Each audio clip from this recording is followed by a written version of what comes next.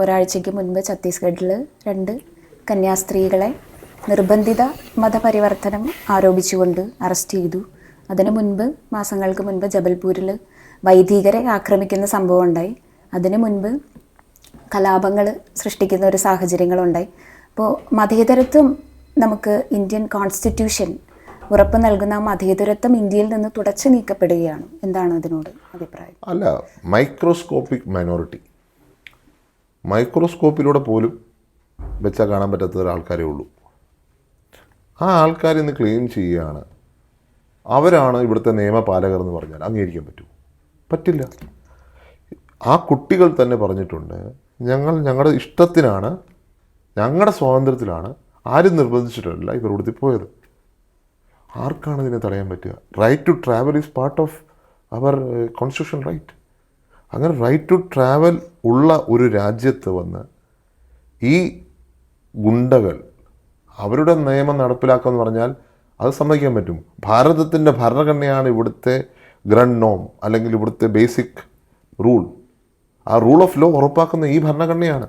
ഭരണഘടനയെ മാറ്റിവെച്ചുകൊണ്ട്, ഭരണഘടനാ നിയമങ്ങളെ മാറ്റിവെച്ചുകൊണ്ട് ഈ മൈക്രോസ്കോപ്പിക് മൈനോറിറ്റി അവരുടെ റൂൾ അടിച്ചേൽപ്പിക്കാൻ ശ്രമിച്ചാൽ അത് അനുവദിക്കത്തില്ല.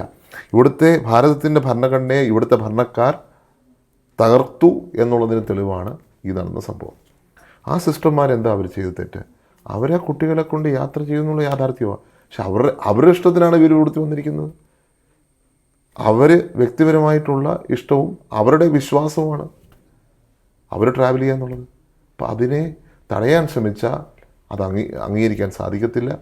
അതിനെ രാജ്യദ്രോഹ കുറ്റമാക്കി മാറ്റുന്നത് അംഗീകരിക്കാൻ സാധിക്കത്തില്ല. ഇത് ഭരണഘടനയുടെ തകർച്ചയാണ്.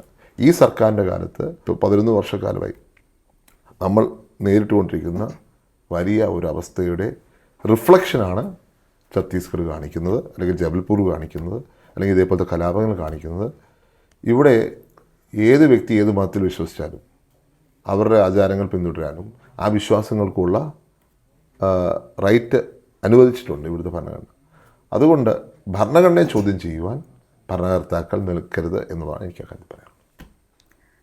പ്രത്യേകിച്ച് നമ്മുടെ ക്രിസ്ത്യൻ മൈനോറിറ്റി കമ്മ്യൂണിറ്റി ക്രിസ്ത്യാനികളോട്, ഇപ്പോൾ സിസ്റ്റേഴ്സ് ആയാലും അവർ ചെയ്യുന്ന സേവനങ്ങൾ ഒരുപാടുണ്ട്.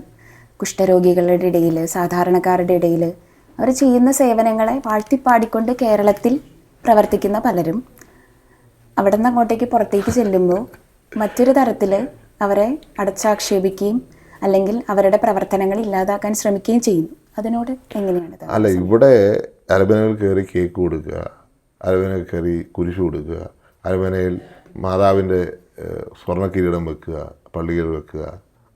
പക്ഷേ പുറത്ത് ചെല്ലുമ്പം ഏതെങ്കിലും അതിക്രമം നേരിടുമ്പോൾ എന്താണ് പ്രതികരണം, എന്താണ് റിയാക്ഷൻ?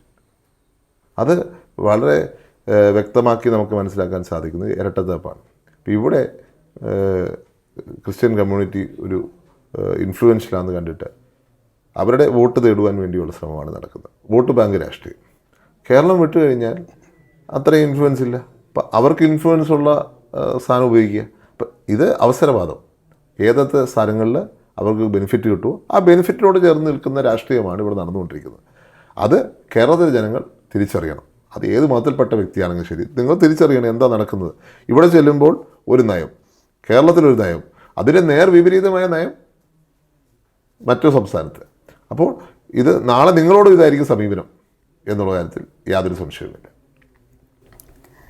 ഛത്തീസ്ഗഡിൽ കോൺഗ്രസ് സജീവമാണോ? പ്രതിഷേധങ്ങളൊന്നും തന്നെ കണ്ടില്ലായിരുന്നു.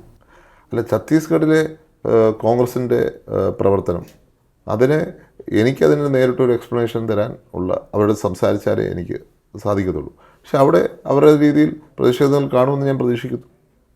നമ്മുടെ ലോക്സഭാ MP-മാരും അല്ലെങ്കിൽ കേരളത്തിൽ നിന്നുള്ള MLA-മാരും ഇത്രമേൽ ആവശ്യത്തോടെയാണ് ഇത്തരം പ്രവർത്തനങ്ങളെ, അല്ലെങ്കിൽ അവരെ പുറത്തിറക്കാനായിട്ടുള്ള എന്തുമാത്രം ക്രിയാത്മകമായിട്ട് അവർ അതിനു വേണ്ടിയിട്ട് ശ്രമിക്കുന്നുണ്ട് എന്നുള്ളതാണ് താങ്കൾ. അല്ല, അത് നിങ്ങൾ കണ്ടില്ലേ, എല്ലാ MP-മാരും ഇടതുപക്ഷത്തിൻ്റെ MP-മാരും അവിടെ പോയിട്ടുണ്ട്.